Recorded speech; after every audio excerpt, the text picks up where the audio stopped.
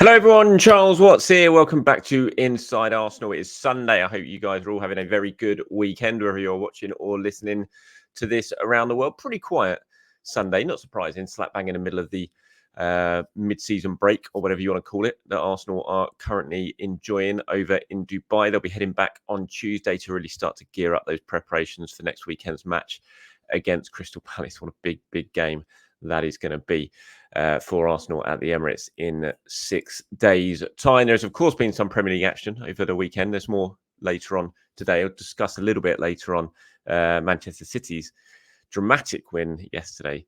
Pretty worrying, that win, for certainly one very big Kevin De Bruyne shaped reason as well. So we'll discuss that a little bit later on in the show, talk about what's going on over in Dubai at the moment as Arsenal get towards the end of their little training break, whatever you want to call it, over there. And yeah, plenty of questions and comments from you guys in as well as we sort of do this little bit of a Sunday roundup today. But we'll start with Borja Mayoral, who I'm sure plenty of you have read and seen the transfer links between him and Arsenal. They've been pretty strong in the last week or so. In fact, there was a report that I spoke about saying that Arsenal had actually bid for him. It was a report that I denied, as I'd heard it hadn't actually happened. But the report was out there that Arsenal had actually put a bid in for the Getafe striker. He's having a decent season over in Spain. He's been speaking about that and basically denies all knowledge of it. He said that, I think the quotes are, it says, "It's news that has surprised me too," when he was asked about the fact that Arsenal bid for him. He said, "I haven't spoken to the club or my agent." He said, "I'm very focused on Getafe on a day-to-day basis." So he's absolutely unaware of any Arsenal bid coming in for him. And as I said earlier on in my shows during the week, it's not something that I'd heard of. And I would have been surprised if it was correct. They might well be looking at him. Obviously, we know that Arsenal are looking at strikers at the moment ahead of probably a move in the summer for a forward, for a central striker. And he might well be on that list. I suggest he probably is, because any strikers who are scoring goals at the moment are probably being looked at. But it never felt like one that I thought was correct. And he certainly doesn't seem to think it is as well. So with any sort of these links at the moment that are going on with Arsenal in the transfer window, as I keep saying, just I wouldn't get too excited by certainly many of them that are out there at the moment. It all feels just a little bit unlikely, but we've still got a long way to go. Things can change. Of course, they can potentially make a move and surprise us. But right now, certainly all indications continue to be that nothing significant is probably going to happen for Arsenal in this window. They are in the market. They are looking to see if there's something that they can do. But at the moment, it looks pretty difficult unless they make a big, big sale or something like that. And a big, big bid hasn't arrived to one of the players yet. If it does, that might change their thinking. That might allow them to then move for a player that they are focusing on. But right now, it still feels a little bit unlikely to me. And Mayoral, as he says himself, is just taking things day by day in Getafe, and he's heard of no bid from Arsenal for him. Let me know what you guys think. Lots of you have been in the comments over the last sort of 48 hours or so talking about a lot of these links, and you're certainly far more expert than I am in some of these players. You know, Joshua Zirkzee, for example, who we spoke about in the last couple of shows, including yesterday's one with Sam Dean at the Daily Telegraph, who broke the story on Friday that Arsenal were interested in Zirkzee. And yeah, lots of you quite excited by the links, and we're him, and you watched him far more than I have over in Italy, and say that he's going to be, he's a quality forward, lots of potential, and could certainly improve, and seem to be quite excited by the links. So let me know again if you're, one of those guys who knows more than I do about Mayoral or Zirkzee in terms of their quality. But yeah, for me, I'd just temper those expectations a little bit. And as he said himself, he's certainly not aware of it and hasn't had any contact from the club or from his agent saying that Arsenal have made a move. Arteta and Edu currently over in Dubai. As you can see, if you're watching this on YouTube, you see the picture of them in conversation during Arsenal's training session, one of Arsenal's training sessions. The pair will be in close contact, of course, throughout this transfer window in terms of what the club can do or can't do. And they will be working on it. And yeah, there's been lots of talk about Arteta in the last sort of 48 hours or so after that video of him and at Salt Bay's restaurant. Oh, it's a terrible video. It really, really is. Not because he shouldn't be eating out or anything like that. It's just I can't stand Salt Bay. I really can't stand Salt Bay, especially after him at the World Cup. trying to muscle in on all those photos and stuff like that. And yeah, so it was, I did cringe when I saw that video, and I'm pretty sure Arteta probably is not too happy that it got out there.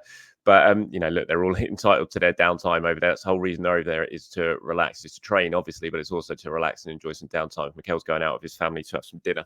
Don't think we can really complain about that, to be honest. I think he's well within his rights to do so, even if it is a Salt Bay's restaurant, unfortunately.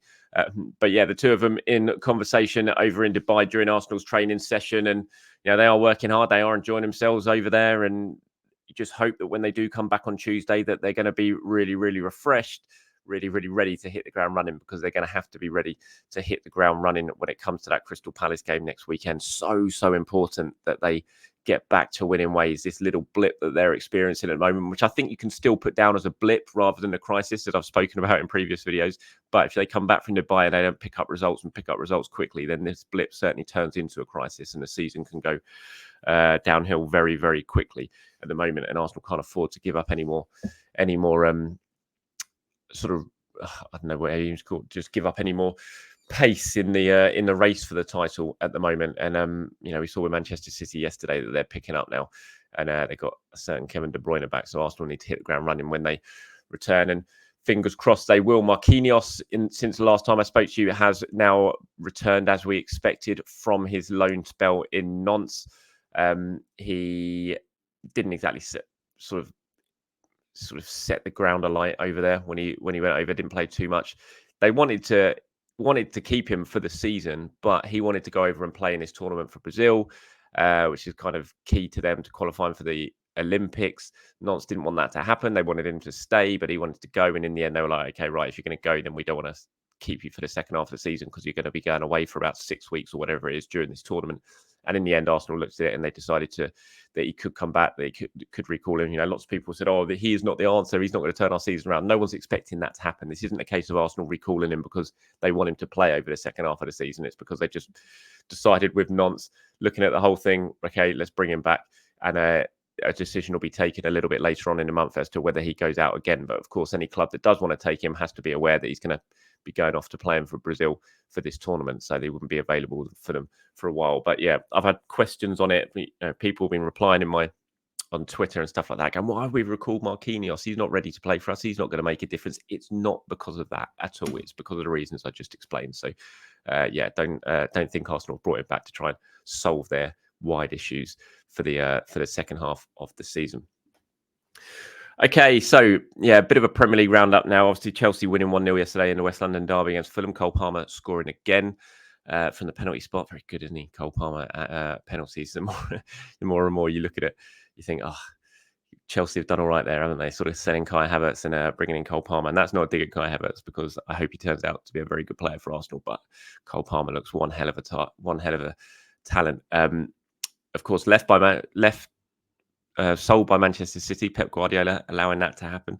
And lots of City fans, I suppose, will be looking at that thinking, why do we do that? But, sometimes you have to make tough decisions. Sometimes you have to sell these academy players. And Manchester City did it, and Cole Palmer's doing well. And judging by yesterday, City are close to getting back to their very best. Fantastic win for them at Newcastle yesterday. Looked for a long time like they were going to lose that game. 2-1 down, 25 minutes to go. Step forward a certain Kevin De Bruyne. City have been without him for a long time. And I think for Arsenal, for everyone who are sort of harbouring hopes of pushing Manchester City this season and wrestling that Premier League title away for them, would have sat there and just thought, oh, no, he's back. I certainly did. I was at my mother-in-law's yesterday, and when I left, Newcastle were 2-1 up, and I got home and Man City had won 3-2, and I was just like, my heart sank a little bit. And then I saw who'd come on and inspired the turnaround, and it was like, oh yeah, he's back. Brilliant. I mean, the guy is just an absolute world-class player. Absolutely no doubt about it. And he showed that when he came on. Brilliant goal. The finish for that goal was so good. He just passed it into the net. Kind of similar, obviously, to the different corner than what he did against Arsenal in that 4-1 at the end of last season. But just the way he just passed it into the corner, just so nonchalantly, just brilliant play. And then this pass for Oscar Bobb's goal at the end, just sensational. Brilliant from Oscar Bobb as well. Fair play, great touch, and great little bit of skill to go around the goalkeeper. But De Bruyne's vision and his pass, just absolutely exceptional. And that is certainly a sort of warning shot from Manchester City to everyone else in the Premier League, I think, yesterday, going and winning that game the way they did with De Bruyne being so influential. You know, they've done it without Haaland as well. And you could see what it meant to Pep Guardiola afterwards, the celebrations afterwards. They knew how big a 3 points that was. And, you know, they've had their blip as well this season, you would say, Manchester City, but they're right there, right in touching distance, and that's worrying, especially with Kevin De Bruyne back. A bit more Premier League action today, certainly some games that Arsenal will be interested in. Of course, it's Manchester United versus Tottenham at Old Trafford, Villa playing as well against Everton. I think Arsenal could finish the weekend 5th if Spurs go and win at Manchester United today, which won't be nice. It won't be a very good league table to look at, but of course they would have played game more, and Arsenal would have the opportunity to move back above them if they win against Crystal Palace next week. And let me know what your thoughts are on Kevin De Bruyne coming back, on Manchester City as well. You know, how worried are you by that, by the fact that they're still there despite having missed De Bruyne for so long, and now that he's back available to them? Let me know your thoughts in the comments below. Moving on to some of your comments now that you've been sending in. Here is one from Tokroy, actually talking about the City-Newcastle game. He says, look at them without Haaland being able to turn things around. De Bruyne came on. If Arsenal can bring on a player like De Bruyne, they will be able to overcome the pressure from opponents who tend to play defensively. I say the key to success lies in midfield that can control, read and provide deadly accurate passes. Players similar to De Bruyne are Kimmich, Barella. Currently, I see that Odegaard is not very quick in providing mature passes to the front. Arsenal's attacks are easy for opponents to read. Meanwhile, Man City's attacks are so sudden that the opponents do not dare to come forward. Arsenal are less effective in making fast and accurate passes. Too much reliance on attacks from the wings. The midfield was less optimal in its efforts to attack and provide passes to the front. That's what Arsenal is lacking at the moment. Yeah, look, it's easy to say Arsenal are lacking Kevin De Bruyne, but I think every single team in the world, other than Manchester City, are lacking a Kevin De Bruyne. They aren't. The fact that De Bruyne is so special is because there aren't many players of that sort of quality. So, yeah. It's undoubtedly it would be fantastic if Arsenal had a De Bruyne to be able to play, and they would be a much better team if they had a De Bruyne, but they don't. They've got some really, really good midfield players. And look, Odegaard is even in this last run of form when Arsenal haven't won, Odegaard's been their best player, and he's done all that he can to try and get them to win these games. He's been let down by some of his teammates in terms of their finishing and things like that. So I'm not going to sit here and dig out Odegaard by any means, but it's very hard to compare anyone to De Bruyne because he's that good. And you look at where Odegaard is, you look at his age, and you look at De Bruyne's age. You know, where will Odegaard be in 6 years' time when he reaches, you know, his peak of his powers? And he's been playing in the Premier League for as long as De Bruyne has, and he knows the league so well. So you can't really compare him like that as well. But in simple terms, I get what you're saying, 100%. And it would be lovely to have a De Bruyne who could come on and do something like that. I do also think that Thomas Partey's absence, you know, he is one of those players who can play that type of ball that we saw De Bruyne play yesterday for Oscar Bob. You know, that just sort of no backlift pass really, where he just sees a run and makes that pass from deep. And Arsenal have certainly missed that while Thomas Partey has been out injured. I've got a few comments here from Gunner72. Gunner72. A few of them are sort of he put together. I thought the interesting one was at the top when he said, if it was my choice to make, I'd go for Elise and a cash and Eddie deal so we don't have to splash too much dough. If Arteta is wanted to beef up the midfield and asked me to choose, I would go for Amadou Onana at Everton. He's absolutely perfect for our system and would make a fearsome partnership with Rice. Sam Dean, he's responding to Sam yesterday, who's still a very big Mikhailo Mudryk fan and still wants Arsenal to, still believes that if Arsenal signed Mudryk, that he could be a player for Arsenal and Arteta. He says Mudryk wouldn't be a bad shout, and I'm positive that he would do far better for this Arsenal team that he has at Chelsea. I agree with that 100%. He then talks about Xerxes, looks like a promising striker, not prolific yet. I mean, it would be a bit of a gamble. I suppose that word is the right word. If Arsenal are spending that sort of money on someone like Xerxes, you're buying potential rather than star quality, rather than guaranteed proven quality. Is that the sort of thing that they need now to take them up to another level when it comes to the forwards? I think it probably is, but you know, sometimes you can sign these sort of players and they can turn into those world superstars. And lastly, he says that he's not panicking at all. In terms of Elise for Eddie, look, if that is an option, if that is on the table at some point in the near future, which I don't think it would be this month, but if it is in the summer, then I 100% agree that is something that I would do. I think it'd be a fantastic deal. Swap deals are so hard to actually do, though, that you very, very rarely see them happen. But if that was something that Palace would entertain, and that is an offer that ends up being on the table at some point, then I think Arsenal should snap their hands off for that. I think Elise is a fabulous player. I think he can provide threat from out wide. He can provide that sort of X factor type player who can do something out of nothing as well. It's something that Arsenal lack a little bit in their squad right now, and he would be brilliant competition and cover for Bukayo Saka as well. So 100% I agree when it comes to that. Raz Bursa, I think there is, or Raz Busari 703 says, as crazy as this might sound, Arsenal need to be bold and get rid of a few players to bring in reinforcements. In Nketiah, Yassar, Partey, Cedric Suarez, Vieira, Marquinhos, Kivior, El Neni, and Nelson are either too injury prone or not contributing enough. I agree that this is because in some cases the manager is not given them minutes. We can raise 150 million from these guys to use, some of them in paperweights in some deals.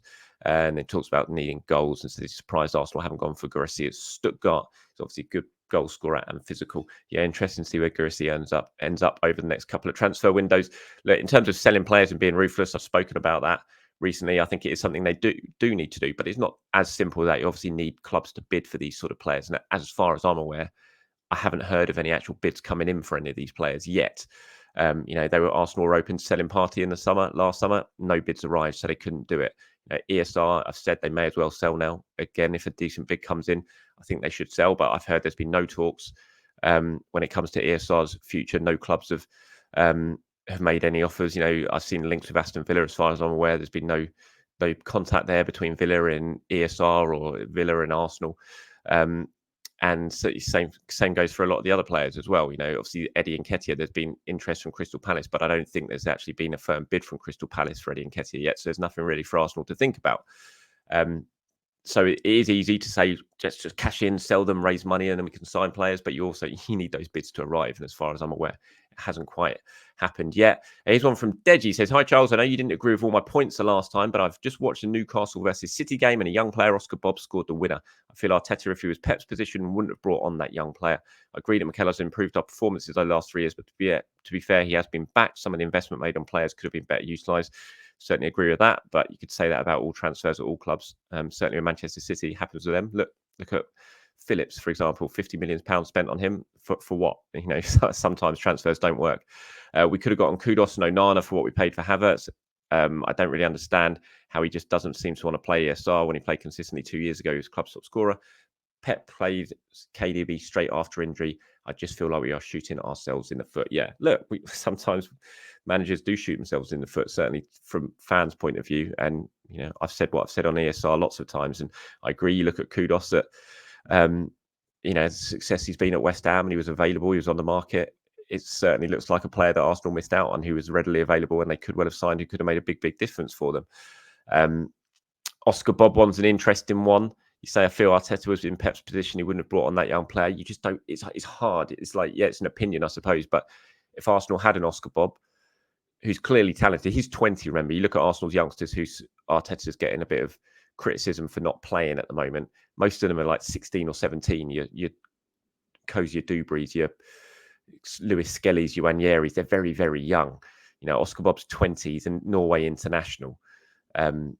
So it's a little bit different. And if Arteta had someone like Bob at that age, then he might play him. I just don't know. It's hard to compare because we just don't know. You can compare City's youngsters to Arsenal's youngsters at the moment. But the one thing I will say was that Oscar Bob, it was a brilliant goal. And when I have seen him play for Manchester City, he was always really, really impressed and caught the eye. And whether that's down to just being given the chance or it's because he's just an outstanding young talent and just a little bit further ahead than other youngsters who we see in and around first teams at the big, big clubs. But yeah, thanks for your comment, Deji. Appreciate it as always. All right, that's it for me today, everyone. Thank you very much for your time. As always, be back tomorrow to do it all over again as we head into the week that Arsenal return to Premier League action. Until then, have a very good end to your weekend, everyone. I'll speak to you soon. Bye-bye.